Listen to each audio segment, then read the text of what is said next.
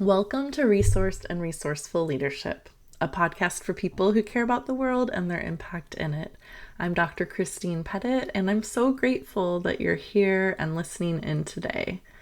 Today I'm going to share about 2 workshops that I recently attended related to having conversations across differences and what I'll just call resisting perfectionist tendencies and how we interact with people.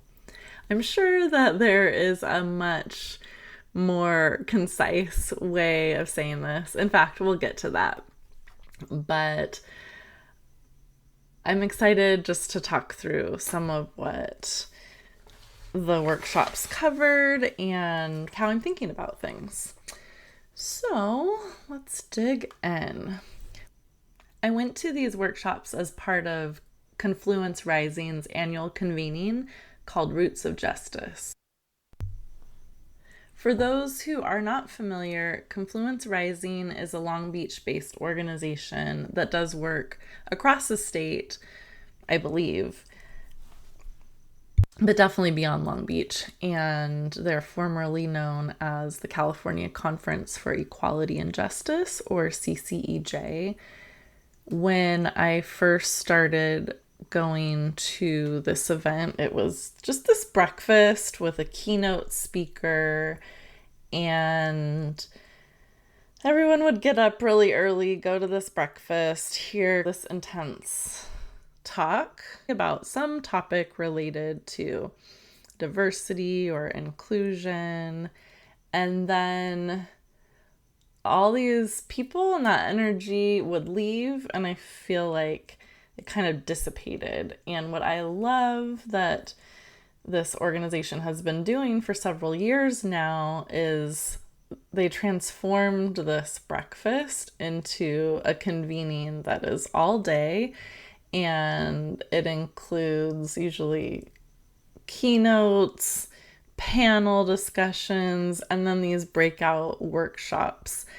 And it's breakfast and lunch and some cookies. There's some musicians. So I really appreciate how they've taken it from this big event that it's still a big event. I don't think it's as many people as used to attend, but it's just so deep, and I think like intentionally so. I could be wrong about the numbers, but I'm imagining one of these, a few of actually the events that I went to that just seemed like they were in such a huge space. But what I love about this is it's an opportunity for people to be in community and to really go deep into the topics of the day. And the workshops that I was able to go to, it was kind of a hectic day for me. I intentionally went later in the morning just because I could feel that I was really drained from all of the things that I was doing. So I missed the breakfast and the panel, but I really wanted to go to the first workshop, Bridging Differences, Dialogue Skills for Everyday Life. And then in between that workshop and the next one, I basically missed lunch so I could take my daughter to her orthodontist appointment. And then I brought her back to school and then went back to the conference and hopped right into the next workshop, which was Resisting the Ease of Disposability. And Confluence Rising staff and volunteers facilitated both of the workshops that I went to. There are other community-based organizations, including the one that I used to be executive director for, that were leading workshops at the convening. But these 2 just really stood out to me. The dialogue skills one stood out to me because it's just something that I've been working on a lot. And so I'm always trying to expand my toolbox and think about different practices to practice for myself, but also to share with others, to speak across difference, to build bridges really across differences. And then resisting the ease of disposability, that really spoke to me because of these patterns that I have noticed in social justice spaces of, how do I want to say this? Not giving people a chance, not really having good systems of accountability and dialogue, and this expectation, I think, of people being perfect, not adequate support for leadership in terms of even leaders getting support to develop their skills and to kind of get feedback before it's too late, before everyone's like fed up with them, and to, I think, like, I've noticed this trend, and it was something that I hated in grad school, of just being really good at critiquing everything, but not good at building solutions. And that happened a lot in terms of how I was trained in grad school in sociology, to maybe read what somebody wrote, or even to look at an organization and come up with critiques of it. But we were less encouraged to figure out how to improve things, how to mend things, and even how to build what we would want to see in place of the things that we were critiquing. So I've seen that happen in movement spaces as well. And also, even just like on the interpersonal, I think I was sharing. Oh, I shared about how that happened to me. This happened to me. A friend did the fade away, but I was sharing with somebody who was helping me kind of develop my messaging about the work that I do. Like, what is the consequence of not learning how to have difficult conversations, not practicing? And it is like this disconnect because it's uncomfortable to have those conversations. And so we might do like that fade away or cut somebody off because it's easier to do that than to try to have the conversation. And we do throw people away. And so that title just resonated with me because I feel like it's something I've seen in our spaces and our fights for social justice. And it's very against my ethos. And I think a lot of people, like Confluence Rising, a big part of their work has to do with restorative justice and really rejecting the punitive criminal justice system and the punitive ways that we punish people and exclude people and exile people. And so, they really embrace restorative justice. And then there's been these movements around transformative justice too, a similar ethos, kind of different practices, and thinking about how to even build that into our communities in a broader way. It's also something that I think, like,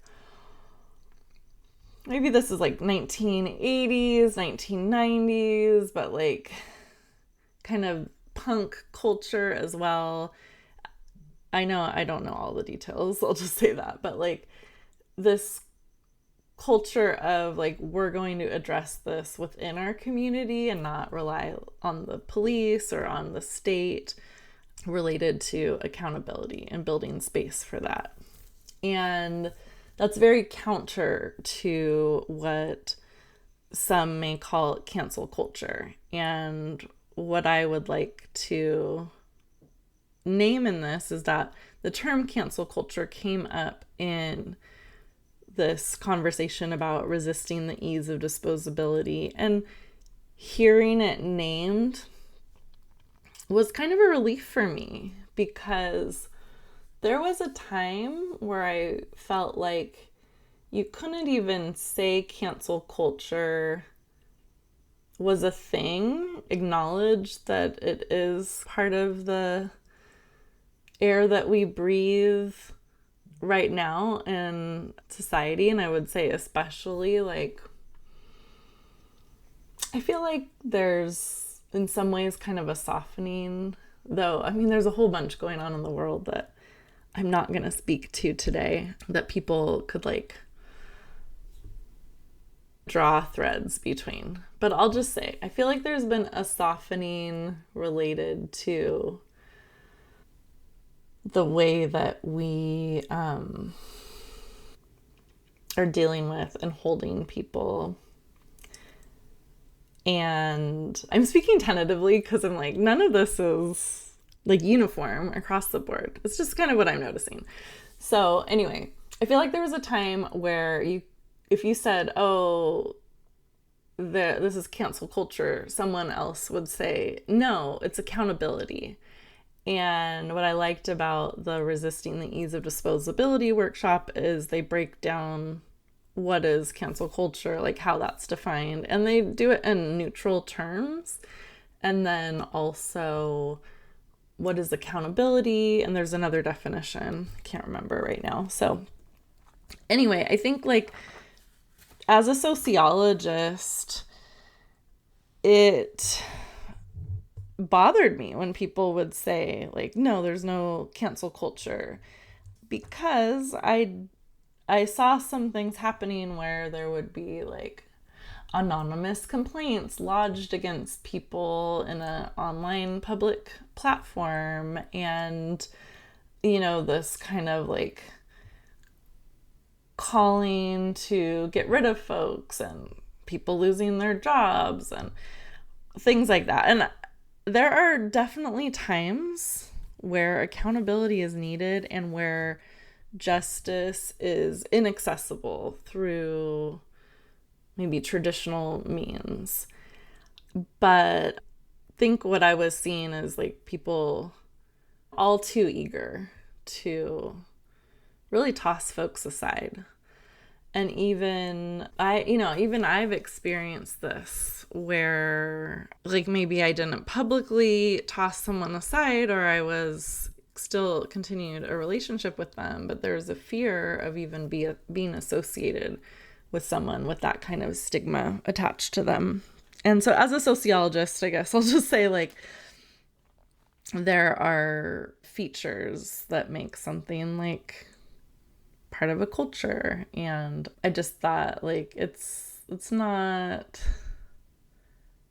like we have to be able to talk about these things and not just shut someone down who is like, oh, this kind of seems counterintuitive. Like we're trying to promote restorative or transformative justice, and yet we're practicing these kind of same features of the carceral system.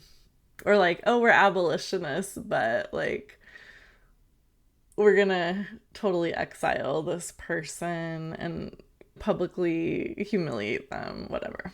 So anyway, I'm not saying that, I'm not like giving this blanket like, oh, these ways of being like a call out is never warranted, or that you don't use the means that are available to you. And I recognize that power is often protected, and the messed up things that people do when they're in power, it's often protected and hidden. And we see so many examples of this, and we're living through so many examples of this right now. So I just want to take a deep breath and recognize that. Yeah.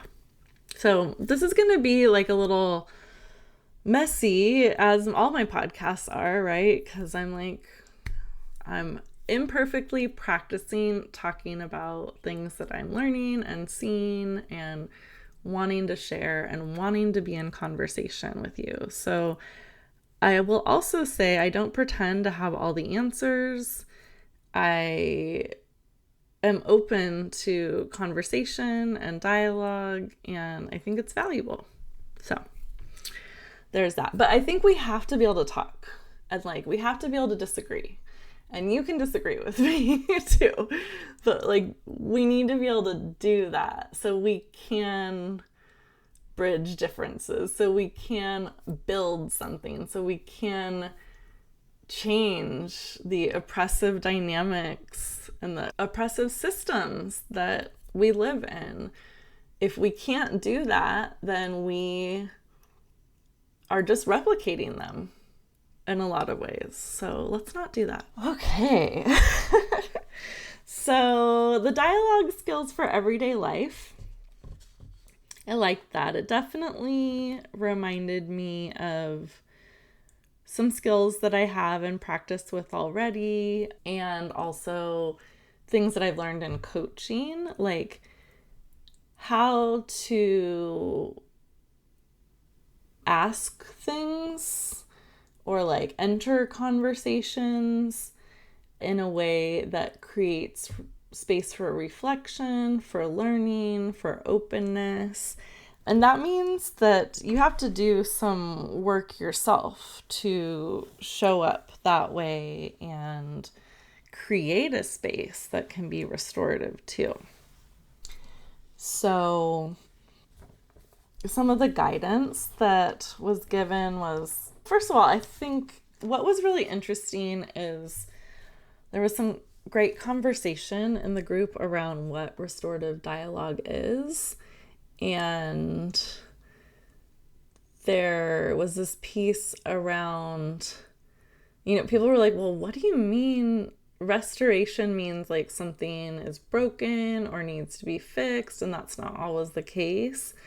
And so one of the participants in the workshop said, this idea of restoration or repair, when we think about disconnection, it might come from some harm that was done, but also it's like our societal norms of being disconnected from one another, being siloed or mistrustful or transactional. And so it's really about restoration and renewal and healing of these norms and ways of being. It's about restoring connection, communication, moving beyond the transactional communication. We talked about also being okay with being uncomfortable and recognizing that there's a difference between danger and discomfort. And I really appreciate this, especially in there's a way of talking about safe spaces, brave spaces, but discomfort is something that I really encourage folks to lean into. There's like the comfort zone, there's fight or flight, and then there's the growth zone. And I think discomfort can live in the growth zone, but it's the place where we get to stretch and to learn and to try new things. Restorative questions were offered as a way of creating openings in conversation when there is difference. And there were some scenarios that were put up on the wall. I'm going to find those. I took some pictures, but it was like, we talked about kind of what restorative dialogue and restorative questions could be for a little bit and some examples that we could try. And then we walked around. There were different scenarios put up on paper in the room. And then we discussed them, like, okay, how would you handle this? Here's an example. During a group discussion, one person stays quiet when sensitive topics are raised, even though you know from one-on-one conversations that they have valuable insights. What restorative question could create a safe space for them to share? So then, we just talked in like small groups about, for example, what that could look like. So I could imagine creating an opening in that space where I might ask the person something like, I might just say, "Oh, I noticed you haven't shared. I think your insight would be really valuable here. Would you mind sharing something?" For example. So I wouldn't speak for them. I would kind of ask for permission or ask if they wanted to add something, but I would try to bring their voice into the room. That's just, one way I would approach that. I'm curious for you, dear listener, what you might say. So, some of the things that they encourage you to do are try to use open-ended questions, ask probing questions to draw out more meaningful information, to validate needs, issues, and feelings, and to offer the opportunity to consider consequences to actions and choices. I'm thinking about this too. It came up in the mediation training that I went through. Like, really trying to understand how a person came to that perspective. So, what would be another? So, one example, another scenario that they put up: during a conversation, a friend with a different political outlook criticizes your approach to social justice. What restorative question could help you explore the roots of their concerns? So I might ask something like, what shapes how you see this issue? How did you come to understand this issue? Like, just kind of unpacking. That was something really in that mediation course that I took that was really interesting to me too, is like not being so eager to get into an argument or like to make your point, but really to seek to understand the other person's perspective. Connected to that is coming from a place of curiosity and coming from a place of openness and truly wanting to understand. And then also being courageous and sharing your perspective as well. I love like some of the things they say.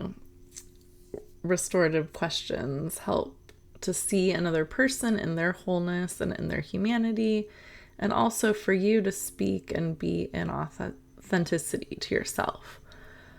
We also talked about some examples, like before these scenarios, of how to approach an issue with somebody, and some of the statements that the facilitators offered, I think it was the facilitators. I took notes, but not like who said what exactly, is I care about you and I care about our relationship.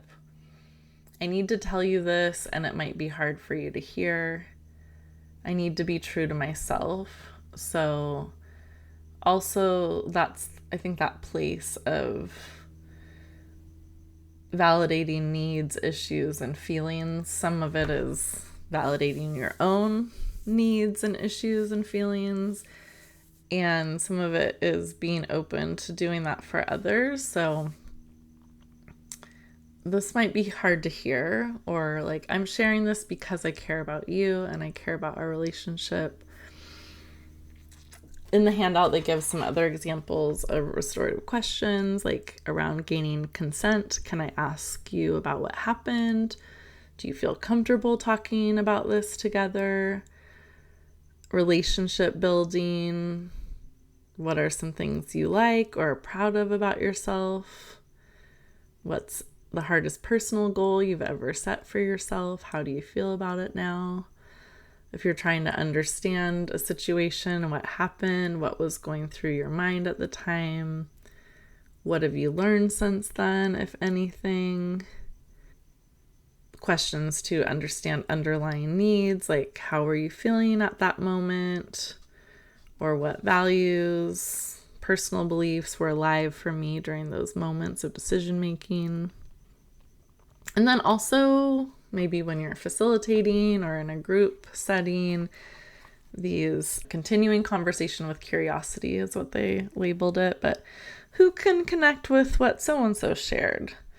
Or reflecting back, what I heard you say is blank, is that right? Like that's kind of this more in this facilitation space.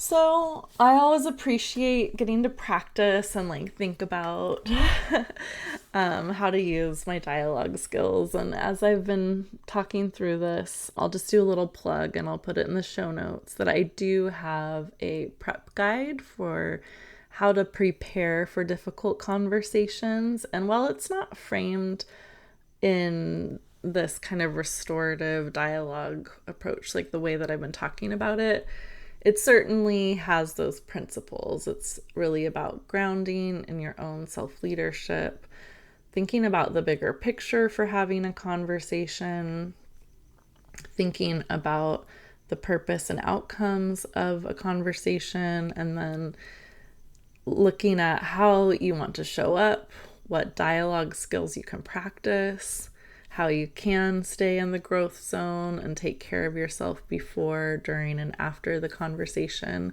So if you want that free prep guide, I'll link it in the show notes. Get that. It has the tools and then an actual worksheet that you can go through, whether it's an organizational context or an interpersonal context. There's worksheets for both of those. And I will say I recently used it for a conversation that I wanted to have that was important to me and that I knew could be challenging. And I was happy. My tool was very helpful. This tool that I've developed was actually very helpful in preparing for the conversation. So yeah, I encourage you to check it out.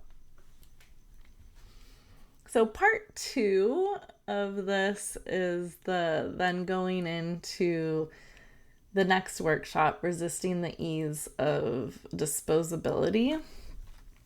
And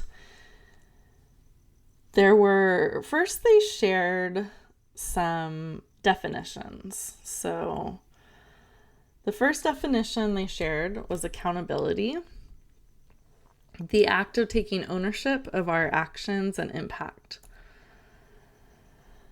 Accountability invites us into deeper relationship with ourselves and others. Just for my own accountability, I'm reading the slides from Confluence Rising. So these are not my words, but I really appreciate these definitions. Accountability centers and is defined by the people and relationships most impacted while holding that no one is disposable. Accountability requires community, but not forgiveness. It does not mean that we are immune from consequences. And it necessitates actions to ensure the harm doesn't continue or reoccur. And they put a quote by Mia Mingus. True accountability is not only apologizing, understanding the impact your actions have caused on yourself and others, making amends or reparations to the harmed parties, but most importantly, true accountability is changing your behavior so that the harm, violence, abuse does not happen again. So the next definition they give is for cancel culture, also referred to as call-out culture. A term used to describe the practice of spotlighting someone who is perceived to have done something socially incorrect publicly / in media, usually without their consent. Originated as a way to equalize power, the phrase cancel culture has also been weaponized to shut down calls for accountability or escalate reasonable requests for change. Can also refer to unreasonable escalations of call-outs that lead to humiliation, punishment, harm, or abuse that are out of proportion with the initial action or harm. What I appreciate again is that this is acknowledged. Cancel culture is acknowledged, and it's done so in kind of balanced or more neutral terms. Yeah. And it kind of talks about the two sides of the coin, I guess, in terms of what it can mean for folks. Punishment was also a definition given: inflicting a penalty for breaking a rule or law, often relies on pain, cruelty, or suffering, may be completely unrelated to the offense itself or the people harmed/impacted. So then we had a small group reflection, and I'll just share the questions with you, maybe for you to think about yourself. How do these definitions impact your understanding or perspective of these terms? Where have you seen accountability done well? Where have you felt frustrated with either cancel culture and or the weaponization of cancel culture? Action item: consider when you feel a desire for punishment, even if your higher self wants accountability. I love that last little kind of action item or reflection too, is just like this recognition again of the humanity. Like sometimes we just want punishment, or we feel that desire for punishment versus accountability. Maybe it's also because we don't feel like we can get accountability sometimes. I also liked that there was dialogue around perfectionism and policing. Since perfectionism is impossible, we're always set up to fail. As humans, we want to avoid the shame of failure. When we're confronted with our own imperfection, we can be defensive, people-pleasing, and avoidant in trying to keep ourselves from shame. When others fail or cause harm, we want to make sure others know we're not like them, so we can engage in policing, nitpicking, and ostracizing in lieu of real accountability. Acceptance is the antidote to perfectionism. So again, those are all bullet points on slides from Confluence Rising. PRO, ponder power, remember the relationship, opportunity for prepare, and ask, what barriers do you notice showing up in yourself when it comes to taking accountability or inviting others to accountability? How can you practice being a pro when you're being held accountable, when you're inviting others to be accountable? So the pro, or the power piece, is kind of like understanding the power dynamics at play, remembering the relationship, trying to see what is valuable there, and to create opportunities for repair. So again, I really appreciated being in these conversations. I feel like, well, I didn't go into depth of like the small group conversation I was in or all of it.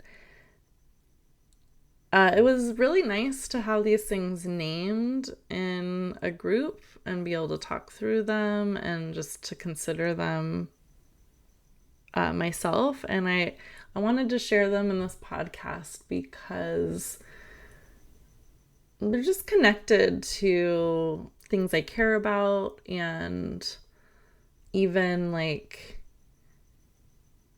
I guess, analyses or like thoughts that I'm still developing.